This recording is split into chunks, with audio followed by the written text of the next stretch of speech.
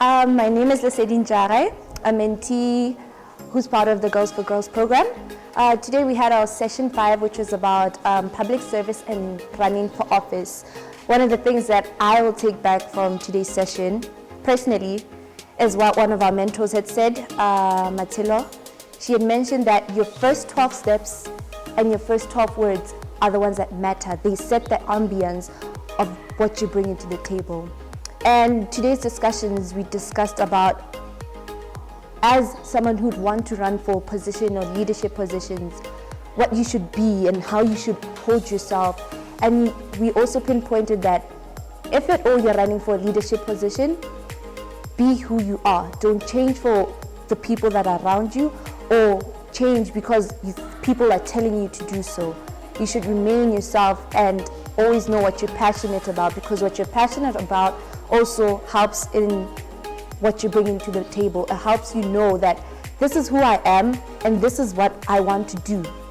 Another take back that I remember is that as a leader, you should be able to be persuasive and give out whatever you have as an individual, as a leader, with all that you have inside you.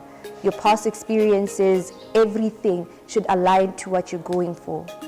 It should align with your path, it should align with your future as well, and what you have or want to bring to the table.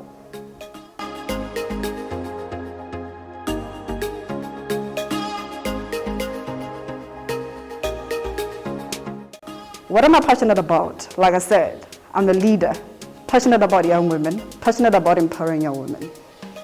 So being in this board of directors, I knew I had an opportunity to speak for other young women, to speak for myself, to actually know what is going on and around the world. And because in this board of directors, they give you millions of pounds to be able to allocate. And you're like, okay, cool, I don't know anything about finances. But you have a voice to say, I think this young girl deserves a scholarship based on this and this and that. So you're given this responsibility. What are you going to do with it? Do you know the skills that you're bringing? Do you know that you're determining people's lives?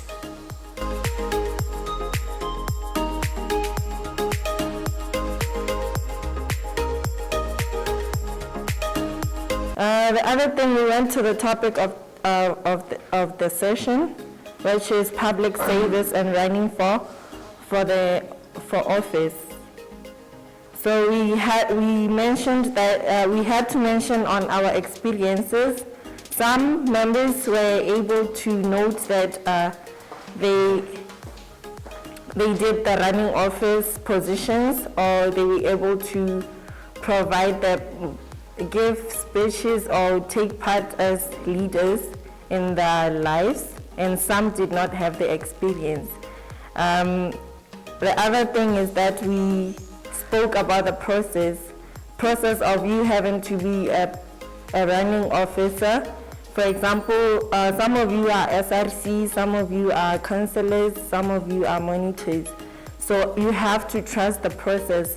If you are volunteering to be part of the position, you have to trust the process of you having to win or having to lose. We also talk about the decisions that you make now will determine your future. That a leader should always have a solution for a problem. You should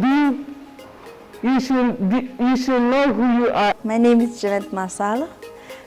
Today I'm going to talk about what I have learned in this session. This session was all about public service and running for office. So today I have learned that being a leader or somebody who is going to advocate for others, you have to gain self-confidence. Self-confidence matters because you have to deal with so many people, different people, like so you have to gain confidence. Maybe those people on the fact or you try to change like But in this world, we all know that but badumela bo basadi gore they are inferior human beings. But we all know that whether you are a man or you're a woman, if you have an opportunity to do something, you can do it, whether mosadi kana or manna. So this thing must be changed. That is why we girls, like in Girls for Girls, just trying to change that mindset. Mobato. Today, really Girls for Girls, we are learning differently. We are struggling and stuff. But even basadi le banyana, we are able to do what boys and men can do. So, lastly, I want to say that we are to being a leader or to serve a public. You are determined on a little rato to so dira. Oscars dira just to do it because we do on a little rato more so dira. That is what advice I have for those who want to serve the public. Dumelang, leina la me ke Lilian Moreni, Mogoditshane Senior Secondary School, Girls for Girls Cohort Leader. Today, Session 5. Wow, 5 weeks with the girls. We were looking at public service and running for office. And of course, at Girls for Girls, we are empowering. We are in the journey of empowering the girls to lead. We want them to aspire to take up leadership positions in their community, in their schools, in their workplace.